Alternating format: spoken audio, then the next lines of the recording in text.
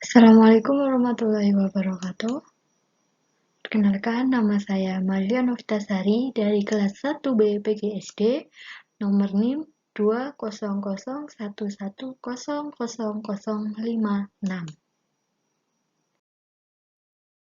Di video kali ini, saya akan memberikan materi tentang besaran dan satuan. Yang pertama, besaran. Besaran adalah segala sesuatu yang dapat ditentukan dan dihasilkan pengukurannya, dinyatakan dengan angka, misalnya massa, panjang, dan suhu. Yang kedua, satuan.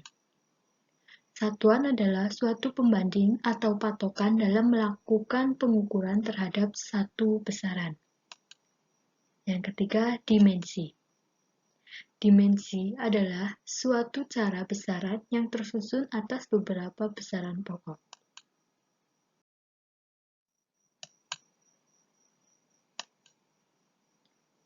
Di sini besaran dibagi menjadi dua, yaitu satu besaran pokok, yang kedua besaran turunan. Yang pertama, besaran pokok. Besaran pokok merupakan besaran yang satuannya ditetapkan terlebih dahulu dan tidak bergantung pada satuan besaran lain. Dalam sistem internasional ada 7 besaran pokok. Oke, di sini ada tabel besaran pokok dalam satuan internasional. Ada 7 besaran pokok dalam satuan internasional. Yang pertama, panjang, satuan sistem internasionalnya meter, dan lambang satuannya M. Yang kedua, massa. Massa, satuan sistem internasionalnya kilogram, dan lambang satuannya kilogram, dan seterusnya. Yang kedua, besaran turunan.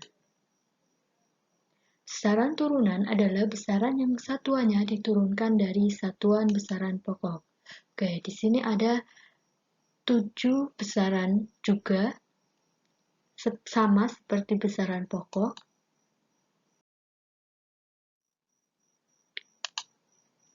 Di sini ada contoh alat sistem satuan internasional. Di sini ada berbagai alat, yaitu neraca on-house, timbangan digital, timbangan pedagang, dan timbangan analog. Di sini itu yang kita pernah lihat itu ini, timbangan pedagang. Ya. Yang kedua ini ada alat meteran buat mengukur panjang suatu tempat.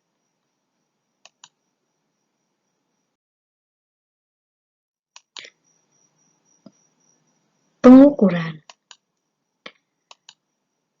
Pengukuran adalah penentuan besaran, dimensi, atau kapasitas, biasanya terhadap suatu standar atau satuan ukur. Di sini ada jenis pengukuran. Satu, pengukuran panjang, yaitu salah satu besaran pokok yang dapat diukur menggunakan mistar, jangka sorong, atau mikrometer skrup. Berikut contoh pengukuran panjang. Ada mistar. Mistar atau biasa kita sebut yaitu penggaris yang memiliki skala terkecil 1 mm sehingga ketelitian mistar 0,5 mm atau 0,05 cm. Nih, sini ada gambar yang kita sebut itu penggaris.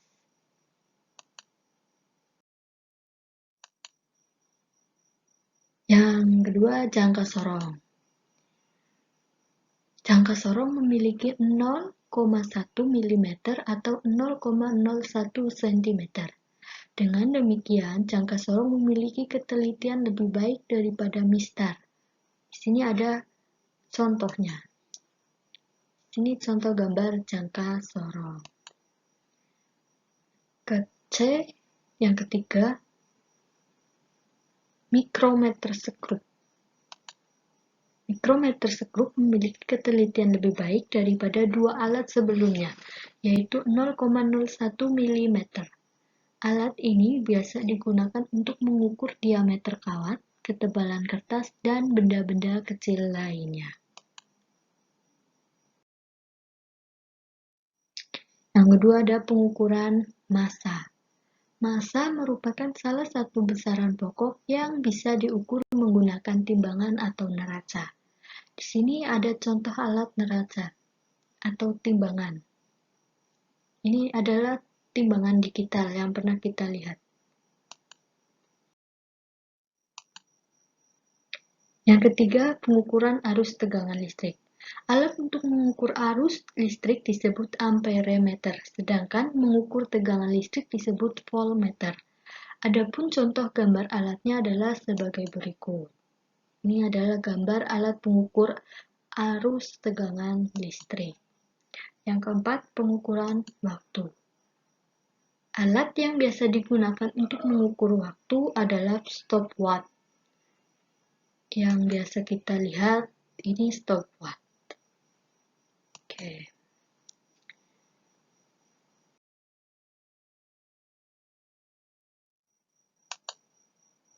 Ketelitian dan akurasi. Hal yang perlu diperhatikan dalam pengukuran yaitu ada dua, ketelitian atau presisi dan ketepatan.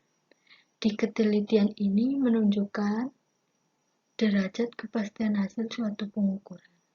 Dan di ketepatan ini menunjukkan seberapa tepat hasil pengukuran mendekati nilai yang sebenarnya. Oke.